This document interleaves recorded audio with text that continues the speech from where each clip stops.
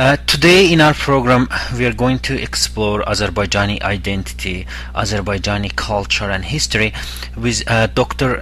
Alireza Asgharzadeh. Dr. Asgharzadeh holds a Ph.D. degree from University of Toronto and he's a professor at York University in Toronto. Have you ever heard about Azerbaijan? If you ever wondered what is Azerbaijan, who are Azerbaijanis, where they come from, and what kind of challenges and problems they face today, please stay with us. We're going to explore those issues and we're going to find the answers to those. All Azerbaijanis in Canada know you well, and we know you as a prominent scholar who studied Azerbaijani history, culture, identity, also issues here in Canada. But will you tell us, to our listeners, about your background? We want to hear about you. Well, thank you, Ayub. Basically, I was born in eastern Azerbaijan in 1965 on October 10. We lived there, of course, with my family for several years. Then my family moved to western Azerbaijan, to the city of Urmia. And I lived there till around mid-1980s, when I left Azerbaijan and Iran by extension to Turkey. And then from Turkey, I came to Canada. So I have been living in Canada ever since, meaning from late 1980s, and mainly in the city of Toronto. Okay. And where is your education from? Mainly, well, back there I had, of course, some educations, the primary education in Azerbaijan. I also attended University of Tehran for a while. But mainly here, really. I went to the University of Toronto and I did my bachelor's degree there and master's, and also got my Ph.D. from the University of Toronto, from a branch of University of Toronto called OIZ. Okay. And now I teach at York as well as at the University of Toronto. So you could say pretty much I am a Torontonian. Okay. But that's why, I call myself, when people ask, who are you, what's your identity, where are you from, I say I'm an Azeri Canadian. So you could say also Azerbaijani Canadian, but I prefer Azeri Canadian because it is transparent and it is simple and straightforward. Okay. I'm going to come to that question the next, actually. I was going to ask about that. Who are we? Who are Azerbaijanis? I was born in the Republic of Azerbaijan. When I was a child, we were told that Azerbaijani Turks, we are Azerbaijani Turks, we lived in Azerbaijan along with other ethnic minorities, ethnic groups for thousands of years. We never had an identity problem. We always knew who we are. But when I moved to Canada, and I have now lots of friends, both from Iranian Azerbaijan, South Azerbaijan, also North Azerbaijan, Azerbaijan Republic, and I realized that lots of confusion around the identity, especially Azerbaijanis coming from Iran, from South. Because it's related to I think it's a big issue. Who are we? Are we Turkified Persians? Are we Turks? Are we Azeris? Are we Azerbaijanis? So my question, it's really coming from there. Who are we? I know that you use the term Azeri, and many scholars, not the scholars, but my friends even here, they don't use Azeri because they think that it's related to Iranian identity.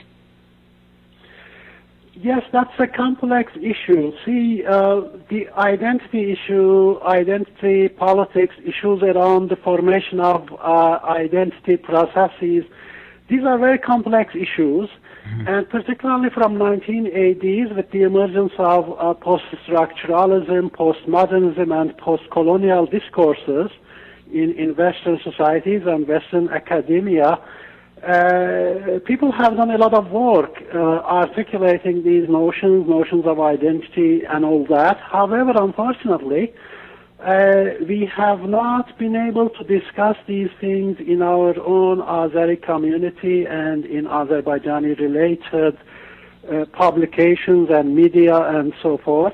That's why there is that problem.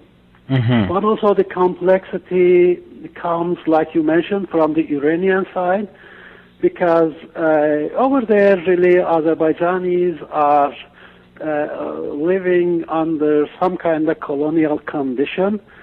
They don't have the right to self-identify.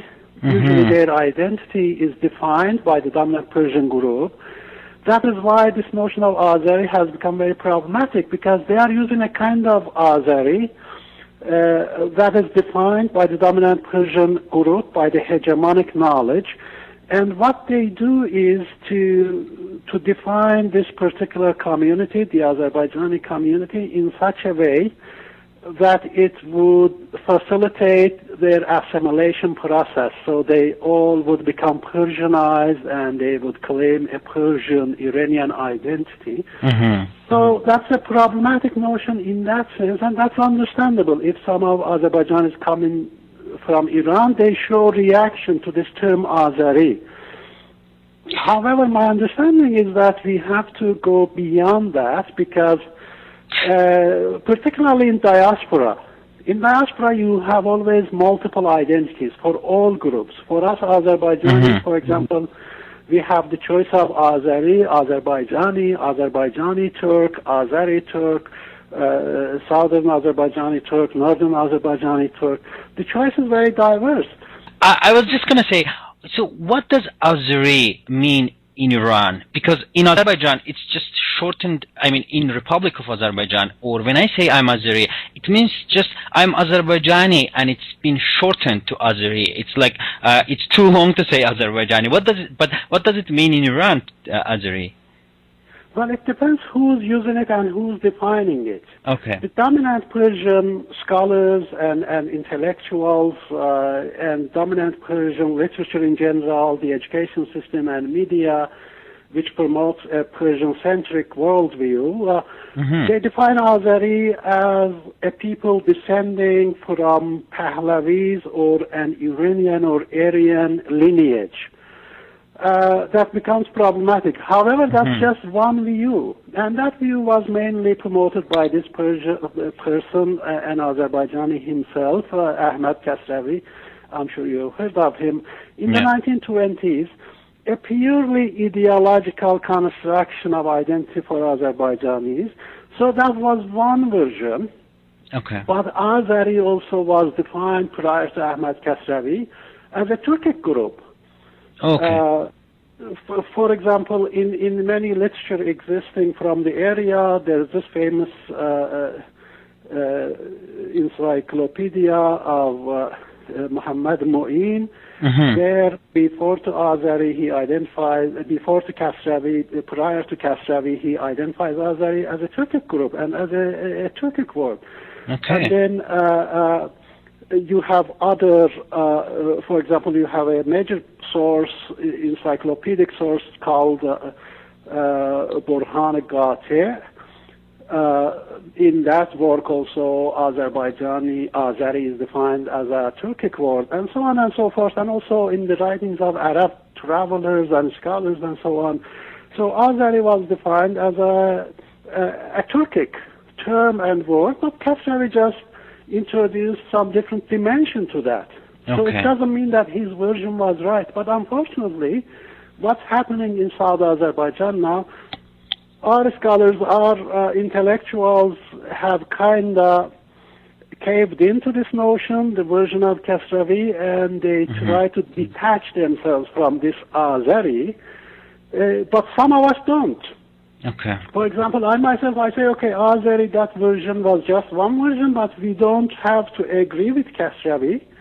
The world does not agree. If you check Azeri, you'll see that, for example, online, any kind of scholarly work, Azeri is defined as a Turkic term and a Turkic people and their language. Okay. But gradually the Persian scholars are trying to change it. So I'm one of those who resist this, because I know the processes involved in terms of identity and identification format.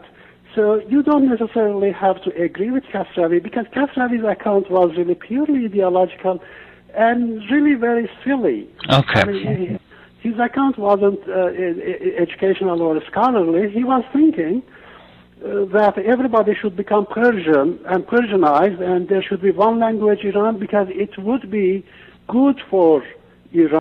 So I can call myself Azeri and Azerbaijani proudly, and without having any thinking that Azeri means something else than Azeri Turk.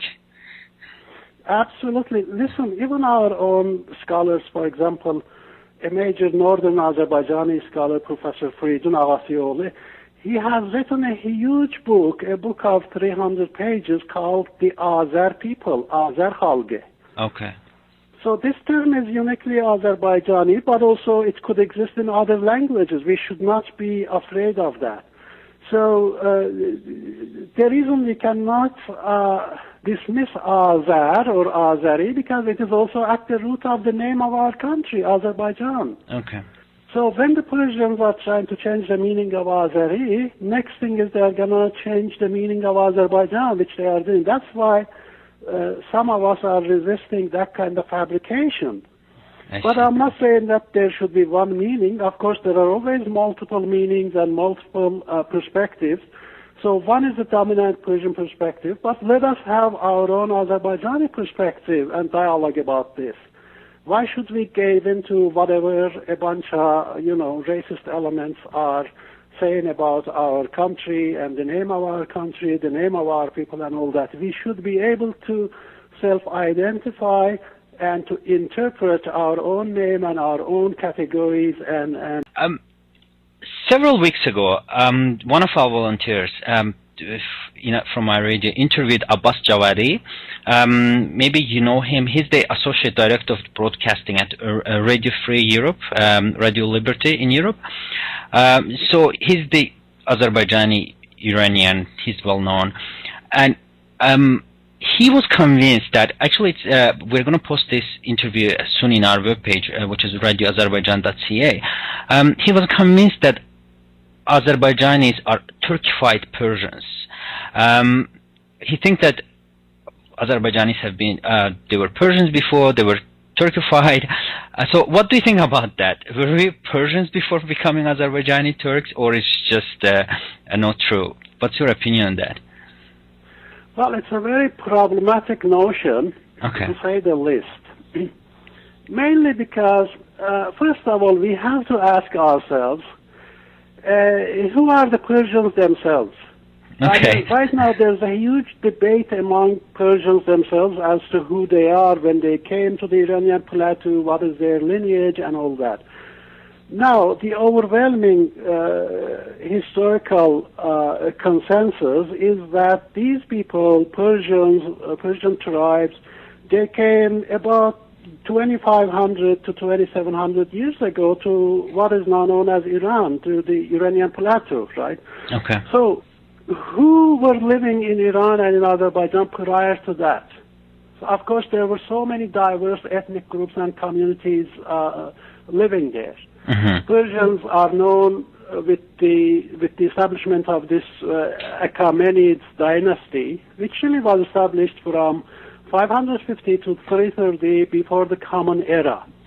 So they are identified to be as a Persian group, although this is also itself debatable. Many say they were Slavic tribes coming from northern borders. But we don't have to bother with that right now.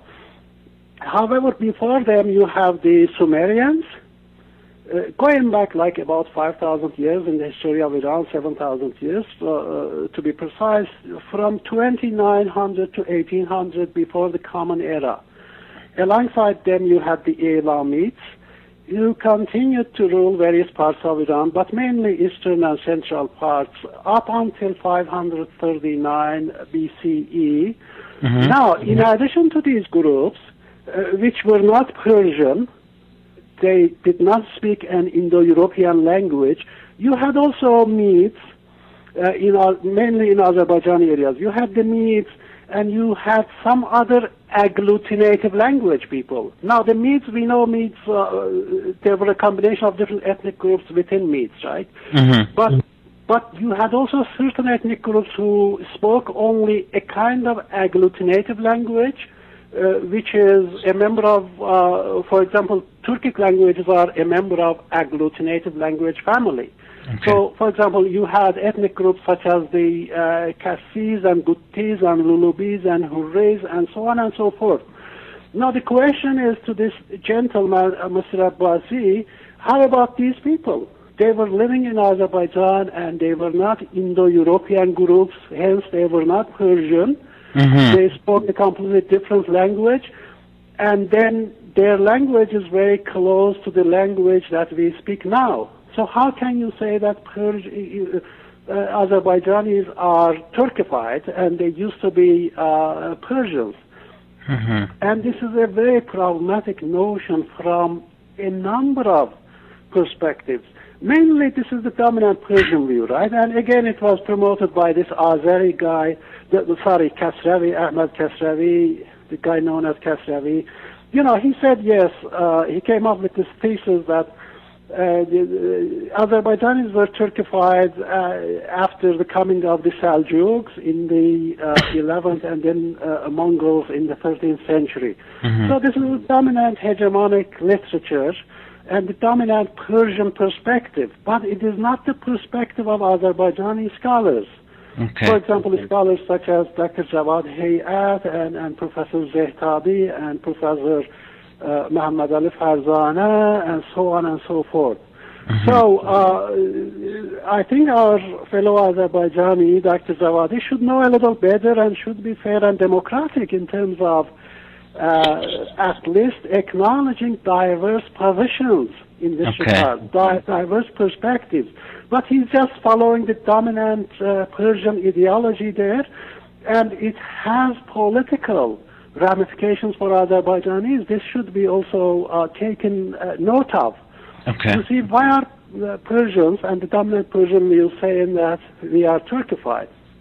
First of all, it is a racist notion, because the Chanda talks about blood and lineage, right? They say, okay, blood-wise and genetically you are Aryan, and in terms of language you are Turkic. So this is racism. This is a pure form of racism. I mean, now we know that all these categorizations, they are socially constructed. Biologically speaking, scientifically speaking, there is just one race, and that is the human race. Exactly. So yeah, when we go that far to say who was original and essential and first and who was last and all that, we are really dealing with some kind of racist literature. Secondly, they use that racist ideology in Iran to deny the human rights of over 20 million Azerbaijani Turks. Rights, basic rights, such as education in their mother tongue. Mm-hmm. So they say, listen, 1,000 years ago you were really Persian. So today you cannot have a school in your own mother tongue because you are not a real Turk anyway. You are an immigrant here. That's really funny. It's like, according to the evolution, we all came from Africa a couple of 10,000 years ago. Maybe we should all go back and search for a similar language, an African language, learn about that language. Yeah, that's how. My next question, it's about Babek Khurramedin and all other prominent people in our history, in Azerbaijani history. Again, I'm going back. When I was in school, I always knew that Babek is national hero of Azerbaijan. We look, he fought against Arab caliphs for 22 years. There's a movie about him. We always call ourselves sons of Babek. Basically, he's the person that defined part of our identity. Also, other Azerbaijani scholars like Nizami, who lived in Ganja city.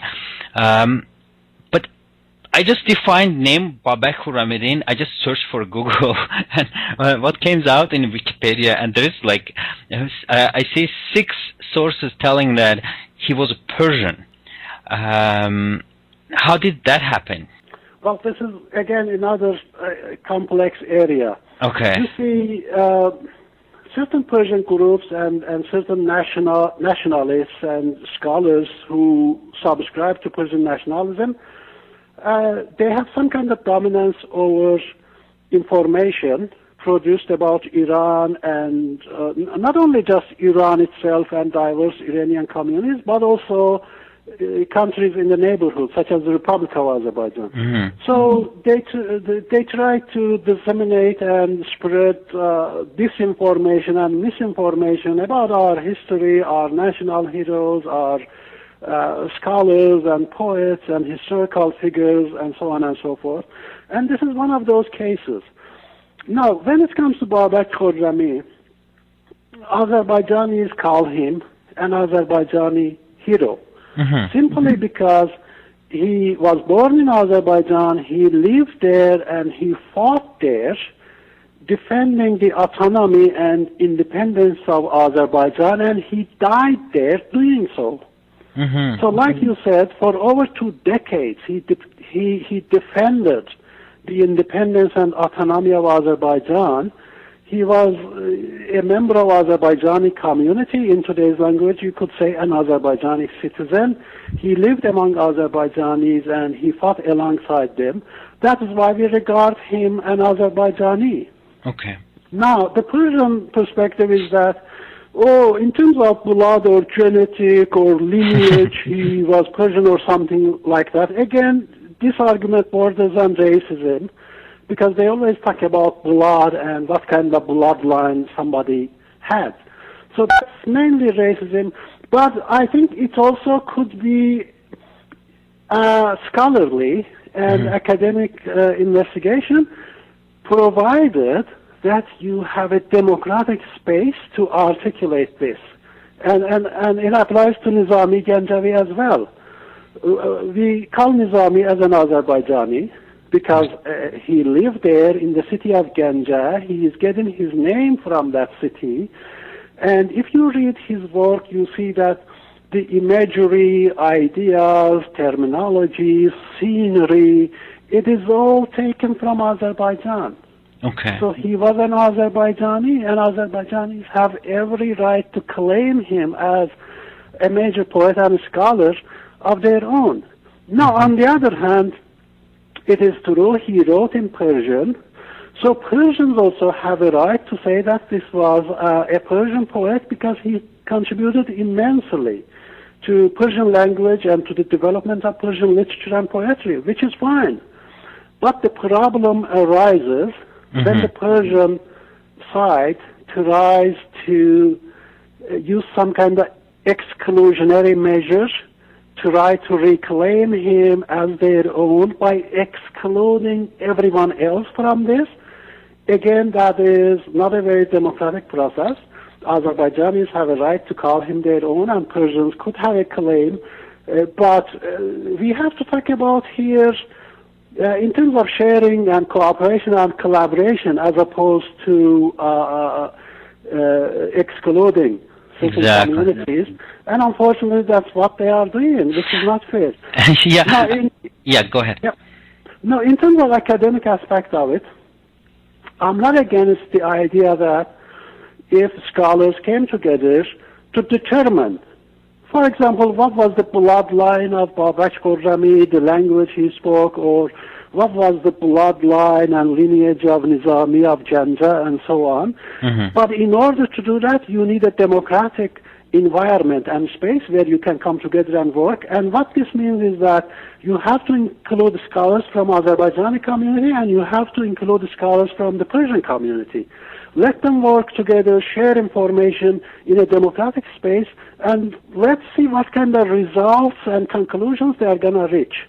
Okay. If they reach a conclusion, then that would be democratic and respectable by all parties. However, up until now, we have not had such a chance, because the dominant view has been the exclusion.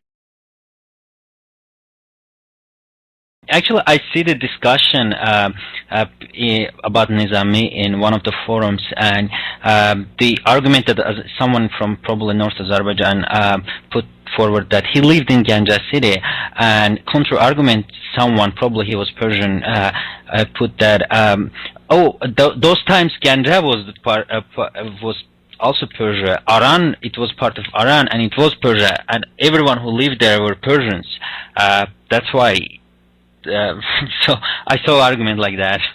basically. Exactly. That's a racist argument because, first of all, nobody can determine that. And the only way of determining it is to do democratic research where there's freedom of speech for everybody and where there's a collaboration between Azerbaijani scholars and Persian scholars. Until you don't have that, you can't call those things as scholarly work. Secondly, you could say it about everybody else in the world. I mean, who was living in Egypt 2,000 years ago? Who was living in Persia 5,000 years ago? Exactly. So you could make similar arguments about all communities and ethnic groups and people. So it is just a dominant nationalist Persian view. And I think it's a matter of time that sooner or later the world, the scholarly community of the world, the international community is going to realize that this kind of racist and nationalist, ultra-nationalist mumbo-jumbo should be put an end to because they are spreading misinformation all over the place, and they are whoever resists that by name-calling and by accusing them, they render people silent, and then they try to present a monolithic identity and history and lineage and genealogy for diverse groups and languages and cultures that have existed in the region for centuries. Okay. Talking about Azerbaijanis and especially their role in Iranian society today and historical, can you tell us about Shah Ismail Khatai? He was an Azerbaijani poet and actually united the Iran under Shia identity in, I believe, in 15th century. Early 15th century. What? 1501. Yeah. Well, Shah Ismail was an interesting figure because he did a number of interesting things, and sometimes maybe not so interesting in terms of the ramifications. First of all, like you said, he established the Safavid dynasty in 1501, and he brought together various tendencies and tribes and fractions and factions within Iran of the day. So he united the Argoyanlu and Karagoyanlu groups in Azerbaijan and the rest of Iran. And another thing that he did was to establish the primacy of Shia religion, 12 Imamite Shiism, over Sunni tradition in Iran. And unfortunately, in doing so, of course, there was a lot of bloodshed and all that, so I don't know how one could view that. So he did that, but I think he is very important in Azerbaijan's history, mainly because of his devotion to Azeri identity, culture, language, and literature. As you know, he produced a masterpiece called the Divan Khatai, a collection of poetry of Shah Ismail Khatai. He went by the book name, by the pen name Khatai, and he produced that work, and he also opened up a space where Azerbaijani literature and identity were developed greatly in that period. That's why he has become such a respectable figure in Azerbaijan's history, but also additionally, of course, because of his role in the government and his statesmanship and all that. However, before him even, you see, Turkic groups and dynasties have ruled Iran for about 1,000 years. This kind of begins with the Ghaznavid dynasty. This dynasty started from 975. So we are talking about the 10th century, the Common Era. So 975 to 1187, they ruled Iran, the Ghaznavids, and they were a Turkic dynasty. And then following them, you have the Seljuks, and you have Atabeylis and Khwarazmis, and you have Taymurids, and of course you have Safavids, Afshars, and finally Qajar, which was put an end to in 1925 by bringing Reza Shah to power, which was a coup d'etat that took place against Ahmad Shah. So Azerbaijani Turks literally ruled Iran for 1,000 years until 1924 that you just mentioned.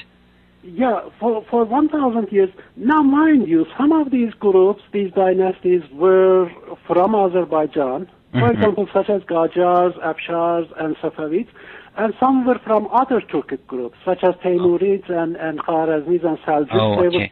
They were from other Turkic groups, but in general, we are talking about Turkic rule in Iran for 1,000 years. Right? So this is important because you see, this is a fact that the nationalist historiography of Iran cannot deny, and the Orientalist historiography cannot deny. They have to come to terms with. So that's why they go back and they say, oh, you guys were Turkified 1,000 years ago. So suppose that was the case. You see a people numbering over 20 million, living in this country, contributing politically, economically, culturally to its development, and now they deny these people the basic rights, the right to education, the right to develop their language and identity and literature, because they say you just came 1,000 years ago. So see how silly that sounds. it sounds funny, actually. Funny, and let me add racist. This is what racism is, you see. Okay. So we know in Azerbaijani history, separation is one of the big lines. We all know about the big separation, that Azerbaijan was separated into two, north and south, which happened in beginning of 19th century when between Perso-Russian War. It's like big thing in our history. We always, growing up in North Azerbaijan, we always know that we are not full, we're half. There's somewhere below, there's another Azerbaijan. And that's why maybe we have so many cultural things, like songs about separation, lots of poems about separation, recent poems and recent songs. Now, when Russians invaded to Azerbaijan, it happened first in 1904 or 6, and then again second war, which was in 28, I believe, 1828. Yeah, 1813 and 1828. Exactly, 1839. We know that there was a big war. Azerbaijanis fought against Russians. There was we know that Javad Khan's bravery, especially Mehmed Emir Rasulzadeh, founder of the first democratic Azerbaijan Republic, how he spoke about Javad Khan's bravery against Russians. So we actually fought against them. There was so much bloodshed. Then in 20th century, again Russia invaded second time, built a Soviet rule in Azerbaijan, killed thousands of people. But now that it's been almost 200 years, and looking back to history, comparing these two countries, one in Azerbaijanis living in the Republic of Azerbaijan, and Azerbaijanis living in south of the border, do you believe that was the best thing happened to us? The reason I'm telling it's so unfortunate because Azerbaijanis living in north, despite all those problems with democracy and human rights, they still can enjoy the culture, they enjoy the literature, they study in their own language, they sing in their own language, they have that strong identity, they're not being assimilated. But look at the south, I don't see the same happening in the south of the border. So what's your opinion on that? Well, you see, it was a fact. When they separated the northern part of Azerbaijan, of course, it came with a cost and with a price. This was one people really separated by force, and you had so many members of the families, for example, that were left on either side. And like you pointed out, we have poetry, we have songs and cultural production regarding that pain of separation. So it was a painful experience for Azerbaijani people, but whatever it was, anyway, it happened in history, and we cannot go back to fix it or to change it. So it was something that happened. Okay. And we can't really say with any certainty what would the alternative be, because, again, in social sciences and historical sciences, it's very difficult to make those kind of judgments. We don't know how the outcome would be if the separation had not taken place. But one thing is clear now, like you mentioned. Of course, now we have an independent Azerbaijan Republic. If you compare the two sides, you see that there is a lot of difference in terms of economic development, in terms of linguistic development, in terms of political development, cultural development in the northern Azerbaijan. Of course, they have gained a lot of gains, positive steps have been taken in all directions, and that is really admirable. So it is a positive and good thing to see. But unfortunately, as you mentioned, in the south, that's not the case. And more than that, every day our people are kind of gravitating towards backwardness and losing of their identity, their language, their culture. Iran is sunk into this dark fundamentalist Shiism and fundamentalist religious identity, and really nobody knows what's going to happen to that country. So things are not really very positive on the Iranian side. And as a result, it is good. I think we have to be proud that at least there is a... So, Dr. Asgharzadeh, we all know that you have wrote an entire book about the racism in Iran. And I think I haven't finished it. I'm still reading it. I think it's a very interesting book. Tell to our listeners about the racism. I mean, you just mentioned many things about it, but where it comes from, when was it first started, and what's the background, what's the roots of the racism in Iran, and where it is going? So tell us more about racism in Iran. Well, one point of origination is Western racism, namely Aryanism and Orientalism. You see, when the Nazis in Germany started this notion of Aryanism, it was built on some kind of scholarship that was developed years before, going back to 1800s. This idea of a common Aryan race, Aryan ancestry, Indo-Europeanism, those kind of terms. Many Western scholars played around with them for years. So then Hitler kind of built upon that scholarship, and he came up with his own version of Aryanism and Nazism. So the idea was that, they wanted to separate themselves from biblical tradition and from Semitic races and peoples. So they wanted to carve out a unique identity for the quote-unquote white race of Europe. Okay. So they came up with this notion that there are certain affinities or kinship or similarity between certain European languages and certain Eastern languages, for example, such as Sanskrit in India and the Persian language. So then they went to to ancient Indian sources and also to some Persian sources, and they dug out this notion of Arya. It is coming from a Sanskrit source, right? And who did this? Well, usually this was mainly German scientists and also some British.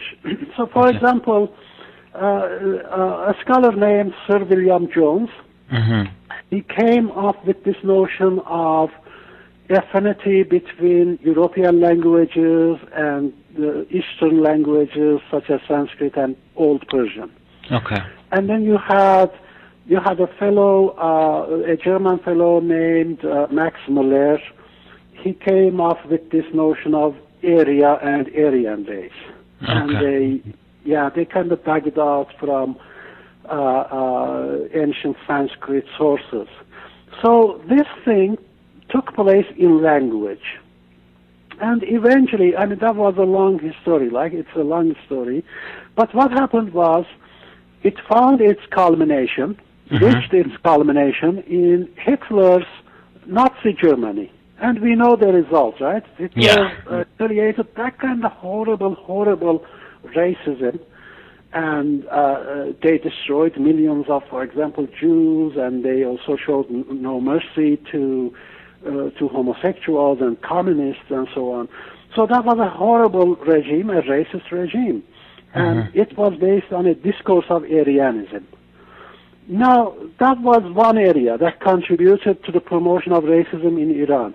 After the fall of Nazism and fascism in Europe, after the Second World War, European countries, Western American countries and their universities and their scholars, they started deconstructing this racist notion of Aryan race, Aryanism and all that, which was a very positive thing. Okay. However, this did not happen in Iran. In Iranian context, they continued, particularly beginning from 1925, the rule of Pahlavis, they continued to build on this notion of Aryan race. They even changed the name of country to call it Iran from the Mamalik Mahrusa, the protected countries, which was used in the time of Qajar. They changed the name to Iran, and then they defined this term Iran as the land of Aryans. So you see how racism takes place. Even they changed the name of the country, and then, of course, they started changing the name of towns and villages and mountains and rivers in places like Azerbaijan to Persianize them, replacing the original names with Persian names, and so on and so forth. That was a huge process. But anyway, it continued. The same things that we were discussing. The main argument became that Iran is the land of Aryans, the original, authentic, pure races that inhabited this land. They have always been Aryans, and they kind of equated this notion of Aryan with Persians, but they also extended to a number of other ethnic groups, such as the Kurds and Lurs and Mazandaranis and Baluchs. However, it's important that those other groups, non-Persian groups, were all subjected to eradication and assimilation. But they used it they paid some kind of lip service to them too, because they also spoke languages from the same family of Indo-European languages. So anyway, but that was the main ideology.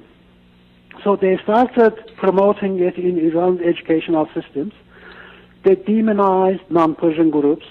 For example, they call Arabs Tazi, which means dog, and they refer to Turks as invading savage group.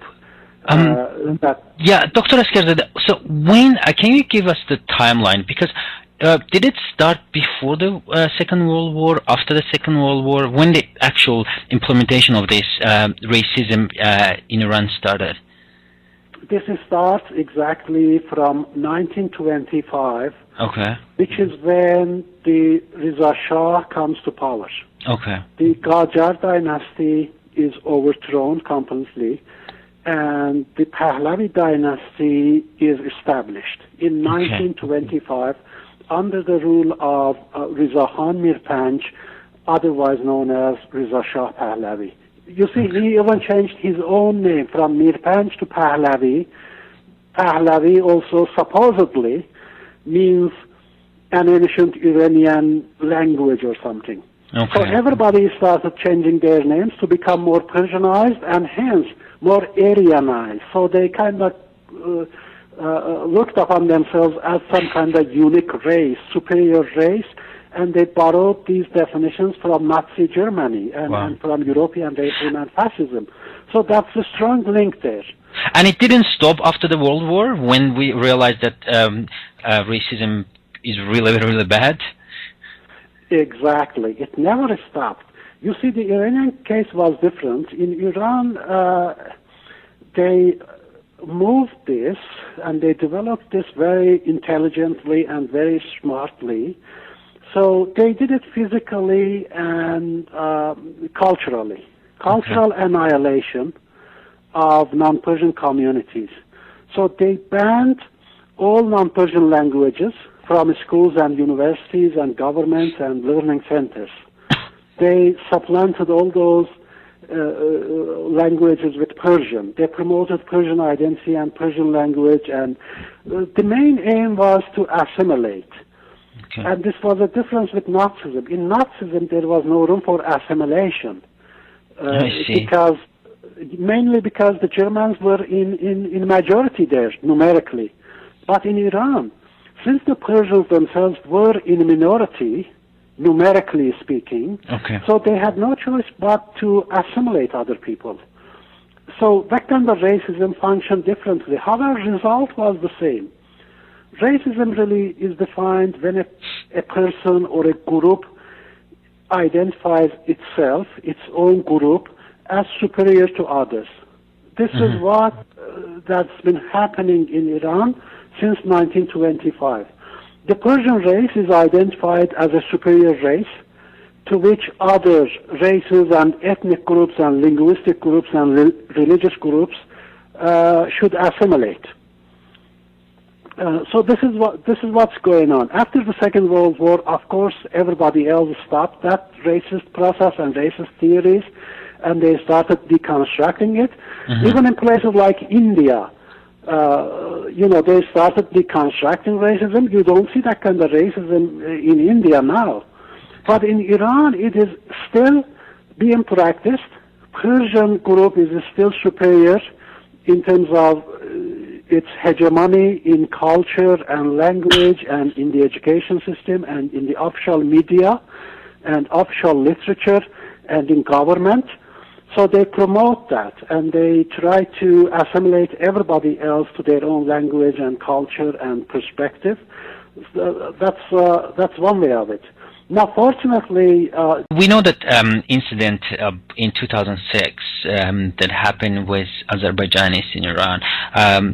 One of the Iranian state newspapers published a cartoon depicting Azerbaijanis as a cockroaches and recommending the kids, and funny that it was a kids section which recommended ways to exterminate the cockroaches. And then Azerbaijanis went on the street, there was demonstrations, mass arrest, and the person who actually drew this cartoon, Manan Yazdani, he was arrested for a short term and then he left the country. Recently, cartoonist Network Right International, which is the US-based human rights group supporting the rights of the cartoonists, gave an award to Mr. Neyastani for this, for the award for courage. I know that some Azerbaijanis wrote lots of letters to president of this organization, Cartoonist Network International, protesting. And I remember their claim was that it wasn't because of that incident for that cartoon. It was just because of all the suffering that he had to go through. What do you think about that? Is it the right thing to do? Do you think that if someone insults the nation and then suffers for that, do we have a right to give them award for that? It is a very shameful thing to do, particularly when it is done on the part of an organization which has a claim for human rights. I think they did not do their homework in terms of investigating this issue comprehensively. You see, usually they follow the dominant Persian perspective in these areas, and they don't take their time, and by they I mean these Western organizations, they don't bother to listen to different voices coming from that community, coming from Iran's non-Persian communities and groups. They just follow whatever the dominant hegemonic Persian literature is. And unfortunately, in this case too, they made this guy, this Mr. Neistani, to look as some kind of hero.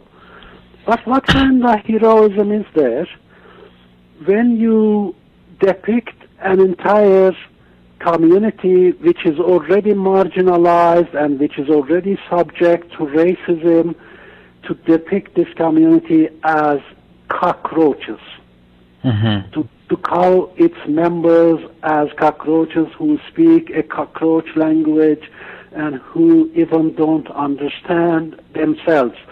You see why this kind of struck a chord with Azerbaijanis, why it was so sensitive for Azerbaijanis. Again, this goes back to what we were discussing. The Azerbaijani language is banned in Iran from education centers and from government and from official media. And the justification on the part of government and dominant Persian group for this is that this is not a real language. This is some kind of accent and language of savages and intruders and all that. And the popular culture in Iran really refers to Turks, all Turks, and particularly Azerbaijanis, as donkeys. Wow. Now, on top of all that, to add insult to injury, you have this guy coming and identifying this marginalized and victimized and demonized communities' language as cockroaches' language and themselves as cockroaches. So that was a very fascistic and racist approach, and it invoked that kind of reaction on the part of Azerbaijanis. For days, entire Azerbaijani towns and cities were on the street protesting against this guy, and actually a number of people lost their lives over this. They lost their lives because they were engaged in anti-racist struggle. Now, why should a Western organization grant an award of bravery for a person who instigated that racism and who was responsible for the death of a number of Azerbaijanis? This is a puzzle, really, and as I said, my only interpretation of the situation is that those people who granted the award, they didn't know better. They didn't take their time to investigate. They were under the naive and simplistic notion that Mr. Neistani was maybe promoting freedom of speech, and there's this backward community who doesn't like free speech. That kind of Orientalist approach to Eastern societies. But if they took their time to go and investigate, they would see that Mr. Neistani was a part of the dominant racist enterprise trying to demonize and monasterize and marginalize and further exclude an already excluded community. And the world calls it racism. So if an American organization awards bravery medallion for somebody who's participated in racism and who's contributed to the racist literature against marginalized communities in Iran, I don't know really how they can justify this. We actually wrote a letter to one of our volunteers for our radio wrote a letter to Dr. Russell, who's the president of, I believe, Cartoonist Network International, Cartoonist Right Network International, and he responded initially. We wanted to interview him actually to see if how he can justify it. He actually agreed. We sent him questions that we were interested, and questions were just general questions: how they defined, how they decide this award, and how did they do homework-related questions. but he never got back to us. So we sent him several follow-up emails and trying to arrange time for an interview. We couldn't ask those questions directly. Maybe, hopefully, he will eventually, he's busy or something, maybe he hopefully will agree to participate. My question to you, what they should do next? Because last month actually, we interviewed Dr. Berhani, Reza Berhani. He said that they should apologize to Azerbaijanis. What do you think about that? Well, I mean, that would be a decent thing to do. Okay. On the part of any kind of organizations. I mean, people can make mistakes. If an organization makes a mistake, they should really go back and revisit their mistake, and they should be brave enough to apologize. Now that this organization is going around spreading awards for bravery, its runners and its organizers themselves should be brave enough to admit to their mistakes when one is made. But I don't know really what will come out of it. Obviously, if the organizers and managers of that particular organization and institution, if they truly believe in democracy and human rights, and if they are against racism and against fascistic tendencies, they should come out and apologize. But the question is, do they have that kind of consciousness and awareness about what they have done? I doubt in that area, because they are under this silly notion that, oh, this guy was against the Islamic government there, and he is a writer, and he's an intellectual and cartoonist, and he should enjoy unlimited freedom of expression and all that, but, which is fine, and I also subscribe to all that.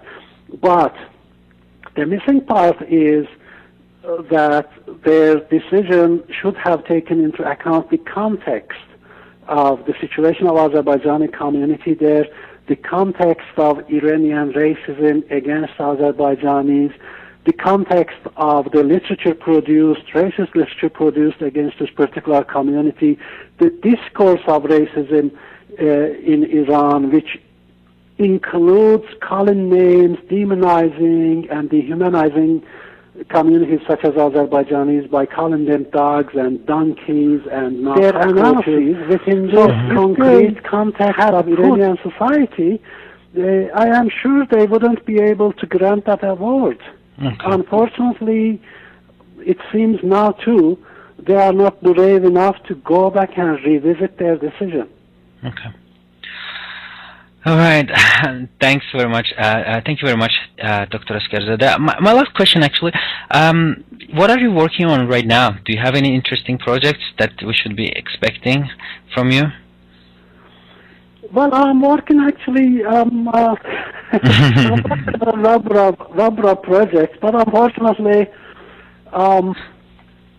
you see, the work I do at the university, it is not directly related to Middle East issues and Iranian issues and so on. So I do work in different areas. Right now, I'm just working on educational issues and challenges, struggle of people in educational domain. Okay. And also the importance of globalization and functioning of global capital, post-colonial kind of discourse and all those other areas. Okay. But yeah, you know, a little here, a little there. Okay.